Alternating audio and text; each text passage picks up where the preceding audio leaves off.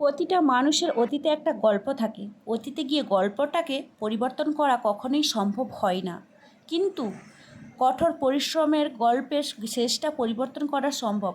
সম্পর্ক ভেঙে যাওয়ার পর যে আপনাকে নিয়ে অন্যের কাছে সমালোচনা করে, মন্তব্য করে, তাকে কখনো সম্মান করা তো দূর, তার সাথে যোগাযোগও রাখা যায় না। অন্যের ক্ষতি করে কখনো মহান হওয়া যায় না।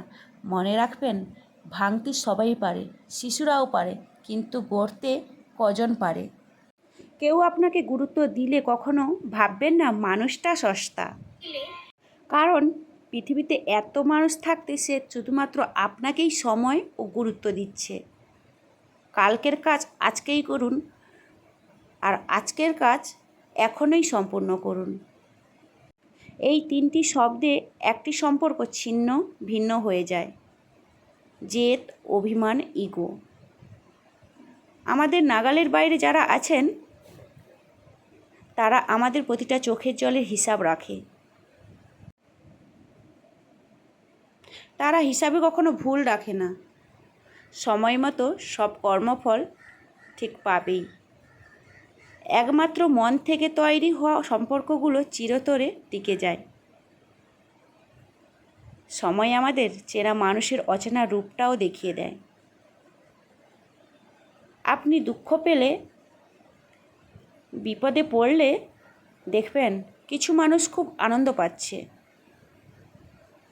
তবে তারা এখনও জানে না বিপদ কাউকে বলে কয়ে আসে না।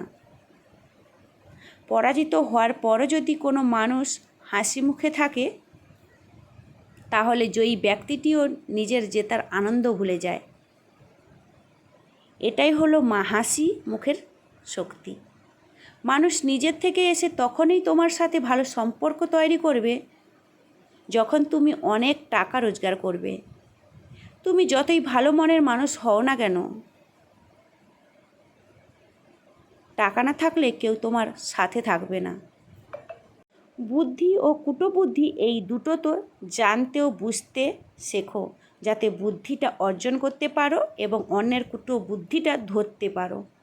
মেয়েদের ভালোবাসে সবাই পরি বলে, তবে তাদের পাখা হয় না। সেই রকমই মেয়েদের বাবার বাড়িও হয়, আবার শ্বশুর বাড়িও হয়, কিন্তু নিজের বাড়ি কখনো হয় না। প্রত্যেকটি বছরের প্রথম দিন আমাদের নতুন স্বপ্ন দেখায়, আর কিন্তু বছরের শেষ দিন আমাদের বাস্তবতা শিখিয়ে দিয়ে যায়। অনেক বন্ধুর থেকে একটা বন্ধুই ভালো, যদি সে মুখের কথার পাশাপাশি মনের কথাটাও বুঝতে পারে। যে মানুষটি নিজে হেরে গিয়ে অপর মানুষটিকে জিতিয়ে দেয়, তাদের হারানো বড়ই মুশকিল।